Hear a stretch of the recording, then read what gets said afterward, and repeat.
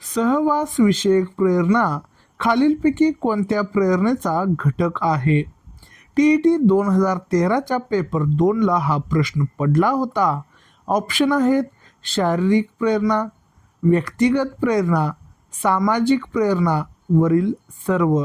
आणि याचं योग्य उत्तर असणार आहे सामाजिक प्रेरणा. मनुष्य हा सामाजिक प्राणी आहे. त्याला समूहात राहणे, मित्र बनवणे आणि इतरांचा सहवास लाभणे आवडते. यालाच मानसशास्त्रात सहवास विषयक प्रेरणा म्हणतात.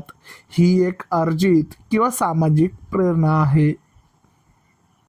स्टेजवर गेल्यानंतर गर्दी पाहून मुलाच्या मनात तीव्र भीती किंवा स्टेज फ्राईट निर्माण होते.